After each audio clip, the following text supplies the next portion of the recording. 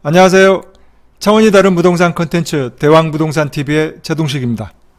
지난 6월 9일 국토부와 서울시가 정책협력 간담회를 하고 주택정책 협력 강화 방안을 발표하였습니다.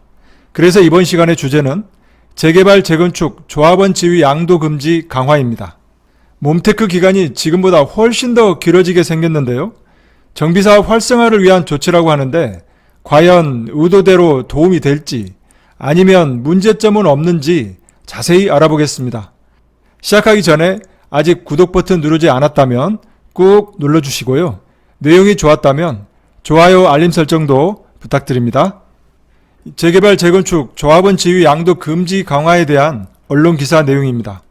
투기를 차단한다, 그리고 재산권 침해이다, 엇갈린 반응이다 라고 하는 기사도 있고요. 음마 한남도 조합원 양도 금지 적용받는다 라고 되어 있습니다. 10년, 15년? 재건축 몸테크 더 길어진다 라고 하는 기사도 있고요.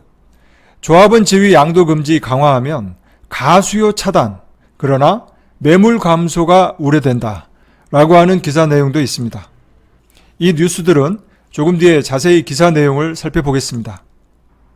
먼저 조합원 지위 양도 금지에 대해서 도시및 주거환경정비법에서는 어떻게 규정하고 있는지 한번 보겠습니다. 이 도정법 제39조에 보면요, 조합원의 자격 등이라고 되어 있습니다. 여기에 제2항에 나와 있는데요. 이 투기과열지구로 지정된 지역에서, 이 투기과열지구입니다. 서울시 전체가 투기과열지구이죠. 이 재건축 사업은 조합 설립 인가 후부터, 재개발 사업은 관리처분 계획 인가 후부터 조합원 지위 양도가 제한이 됩니다.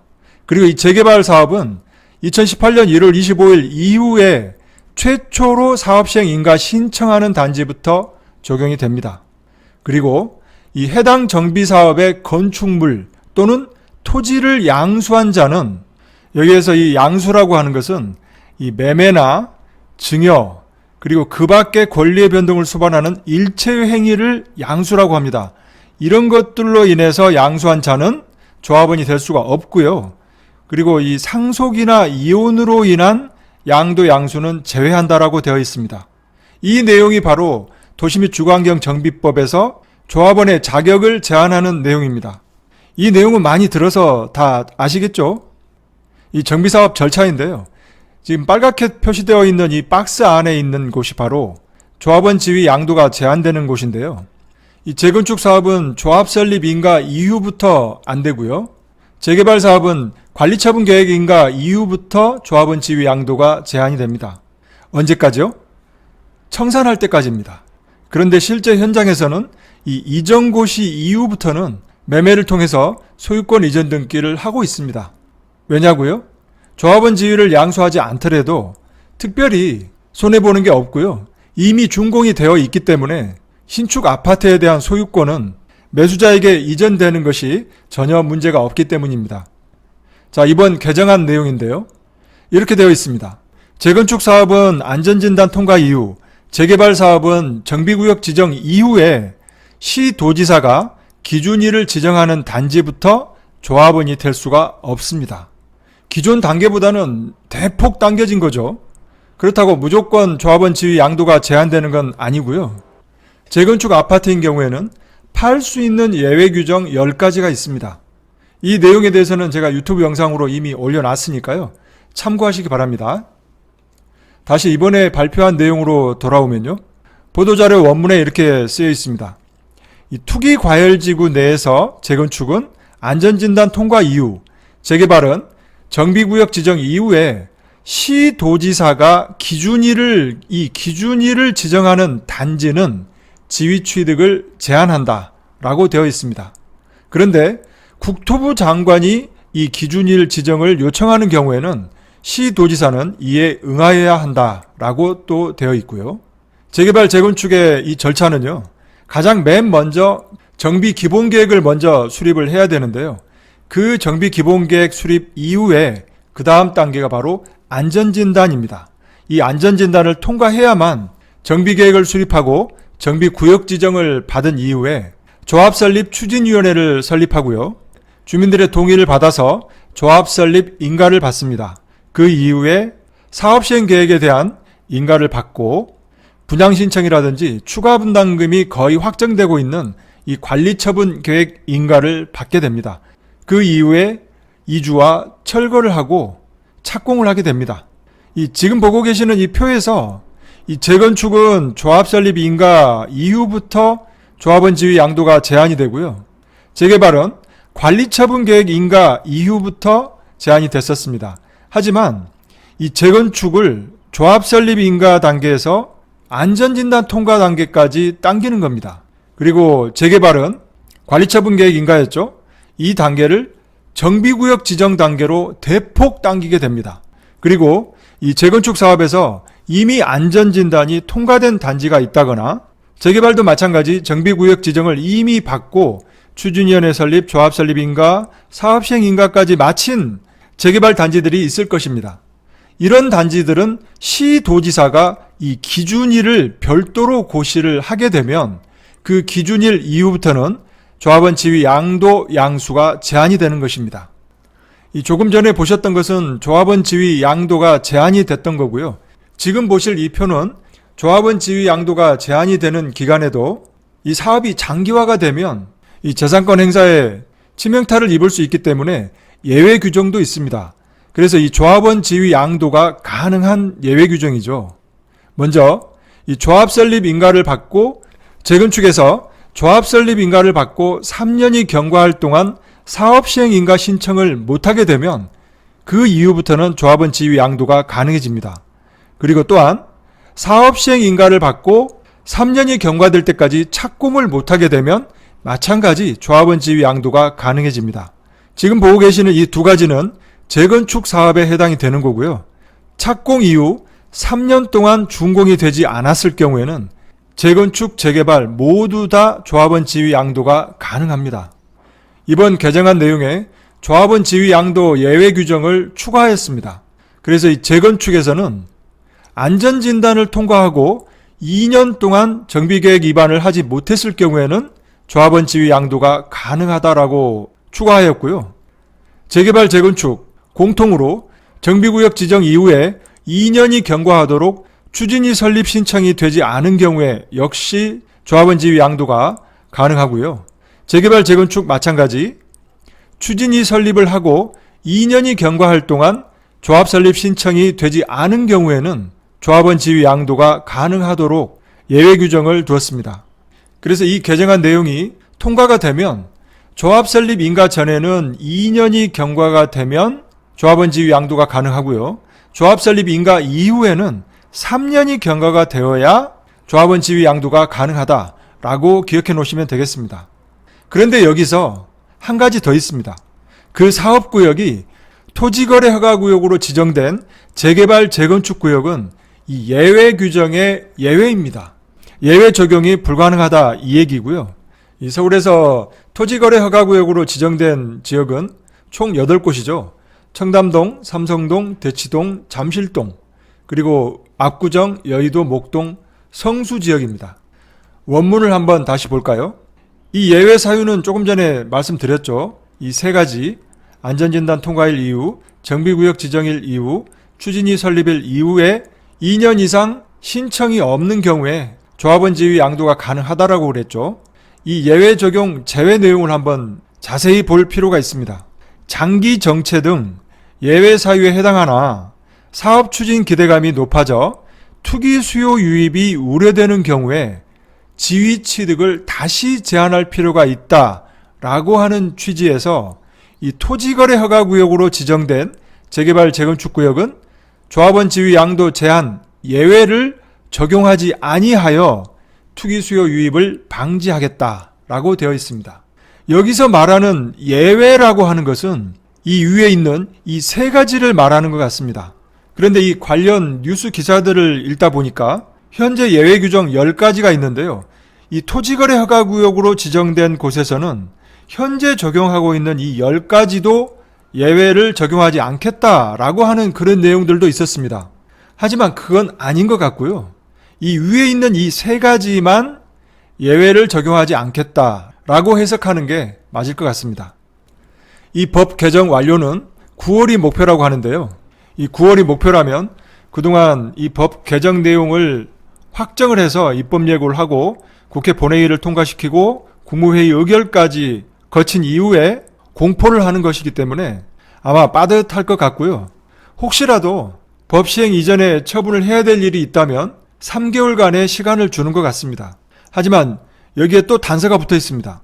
개정 전이라도 시장 불안이 확대 시에는 토지거래 허가구역으로 지정하겠다라고 또 되어 있습니다. 이 토지거래 허가구역으로 지정이 되면 예외 규정 3가지도 적용이 안 된다고 그랬죠? 훨씬 강력한 거죠. 여기에 대한 뉴스 한 3가지 정도 간추려 봤습니다.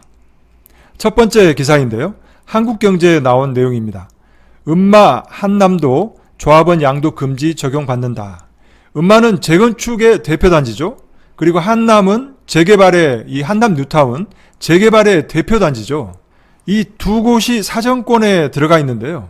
여기에 보면 이 정부가 시행 시점을 특정 인허가일이 아니라 법 시행일 이후 시도지사가 지정하는 날부터로 명시할 예정이기 때문에 이 재개발 120곳, 재건축 45곳이 해당이 되는데요. 여의도, 노량진, 성수 등 모두 포함이 되는 겁니다. 만약 예외 규정이 아닌 물건을 이 지정일 이후에 매수를 했다면 새 아파트를 분양받을 수 없는 거죠. 그렇다면 현금 청산 대상이 되는 겁니다. 이 부분에서 상당히 주의를 해야 되겠죠. 다음 기사입니다. 연합뉴스에 나온 내용인데요. 조합원 지위 양도 금지 강화하면 가수요 차단, 매물 감소 우려. 벌써부터 시장은 걱정을 하고 있습니다. 매물 감소는 당연하겠죠. 예외 규정에 맞는 물건만 거래를 할 수 있기 때문에 재개발 재건축 단지의 이 매물은 급격히 줄을 겁니다. 매물 잠김 현상이 나타나는 거죠. 또한 이 안전진단 통과 전 단계라든지 재개발 같은 경우에는 정비구역 지정이 되지 않은 그런 단지들로 풍선 효과가 나타날 것입니다. 이 규제를 적용받기 전에 수요가 갑자기 몰리는 거죠. 다음은 세 번째 기사입니다. 비즈니스 워치에 나와 있던 내용인데요. 10년, 15년, 재건축 몸테크 더 길어진다. 이 기사 내용에 보면 예외도 있다는 점에서 일부 재건축 소유자들의 불만이 높다. 이 토지거래 허가구역으로 지정된 곳에서는 예외 규정을 적용하지 않겠다고 그랬죠. 이 부분을 말하는 겁니다. 서울시내 토지거래 허가구역으로 지정된 이 8곳 모두 다 해당이 되는 내용인데요. 특히 이 목동 재건축 소유자는 장기 소유주, 은퇴자들은 세금이 부담되거나 현금이 필요해서 갈아타기가 필요한데 마음대로 집도 못 팔게 생겼다. 또 다른 소유자는 이 자녀와 함께 살다가 안전진단 통과 이후에 자녀에게 증여하면 자녀는 증여세는 내고 분양권은 못 받는 것 아니냐며 우려했다. 네, 못 받죠. 이 부분은 현재도 매매나 증여인 경우에 조합원 지위 양도가 안 된다고 돼 있죠. 앞으로도 마찬가지일 겁니다. 증여인 경우에 조합원 지위 양도가 안 되는 거죠. 그렇다면 현금 청산 대상이 되는 겁니다. 그리고 이 재개발 재건축 단지에 2채 이상 가지고 계신 분들은 5년 재당첨 금지라고 들어보셨죠? 여기에 해당이 되기 때문에 더욱더 아마 혼란스러워 하실 건데요. 이 정비사업 조합원 지위 양도 제한 시기 조기화에 대한 저의 생각인데요. 먼저 이 재산권 행사가 상당 기간 15년 내지 20년이라고 제가 기록을 해놨는데 거의 대부분 이 기간 내에 들어있습니다. 실제로요. 중간중간에 사업이 정체돼서 이 조합원 지위를 양도할 수 있는 기회는 있을 수 있겠지만요. 장기간에 걸쳐서 재산권 행사가 제한이 된다. 그렇다 보면 몸테크가 장기화됩니다. 30년, 40년이 넘은 이 낡은 아파트에서 이 열악한 환경에서 몸테크를 해야 되는 거죠. 안전진단 통과일로부터 짧으면 15년, 길면 20년이 되어야 신축 아파트에 들어갈 수 있는 겁니다. 또한 더 좋은 곳으로 갈아타던 아니면 노후 생활이나 자녀들을 위해서 보유하고 있던 집을 팔고 새로운 주택을 사야 되는데요. 이 거주 이전의 자유가 침해된다라고 하는 이 심각한 문제가 발생이 됩니다. 그래서 이 정부의 의도, 투기 수요 차단보다는 시장 왜곡 가능성이 매우 높다고 생각합니다. 정부가 생각하지 못한 여기저기에서의 불만들, 그리고 가격 불안, 주택시장 안정과는 거리가 먼 시장 왜곡 가능성이 높습니다. 또한 매물이 잠기게 됩니다. 예외 물건만 거래가 가능하기 때문에요. 그렇다 보면 시장의 매물은 급감합니다. 수급이 안 맞는 거죠. 수요는 많고 공급이 없다면 가격은 뻔한 거 아니겠습니까? 정상적이지 못한 가격 흐름을 보일 것입니다. 다섯 번째는 풍선 효과가 발생할 것입니다. 재건축 같은 경우에는 안전진단 전 단계, 재개발 단지에서는 정비구역이 지정되지 않은 단지들, 정비사업을 완료한 신축 단지로 몰릴 가능성이 높습니다. 그리고 여섯 번째, 이 정비사업지 내에 다주택자, 두 채, 세 채를 가지고 있는 이 정비사업지 내의 다주택자 입장에서는 5년 재당첨 금지가 있죠. 재개발 재건축에서는 관리처분 계획 인가일이 바로 당첨일입니다. 그 당첨일로부터 5년 내에 분양 신청을 하면 현금 청산 대상이 됩니다. 재건축 단지에서는 안전진단 이후, 재개발 단지에서는 정비구역 지정 이후에 조합원 지위 양도 양수를 제한해버리게 되면 완전히 계획이 틀어지는 거죠. 이 법이 시행되기 전에 매도를 하든지 아니면 증여를 하든지 그런 방법을 빨리 써서 이 현금 청산 당하는 일이 없도록 해야 되겠습니다. 마지막으로 이 법 개정 주요 내용들은 나와 있는데요. 이 시행령에서 이 예외 사유에 대한 구체적인 내용을 좀 더 디테일하게 선의의 피해자가 없도록 이 시행령 개정을 구체화할 필요가 있겠습니다. 이 정비사업 활성화를 위해서 이 투기 수요 차단을 선제적으로 하겠다라고 하는 차원에서 조합원 지위 양도 강화 방안이 나왔는데요. 재건축 초과이익 환수금이라든지 분양가 상한제라든지 2년 실거주 요건이라든지 5년 재당첨 금지라든지 이런 여러 가지의 강력한 규제 내용들이 있습니다. 이런 규제 내용들이 있는 한 재건축 재개발 활성화는 쉽지 않을 것으로 보입니다. 오히려 시장에서는 이 규제의 역설을 또 한 번 볼 것 같은 불길한 예감이 듭니다. 오늘 영상은 여기서 마치도록 하겠습니다. 많은 도움이 되셨다면 구독과 좋아요 버튼 꼭 눌러주시고요. 더 좋은 콘텐츠를 올리는데 큰 힘이 되겠습니다. 감사합니다.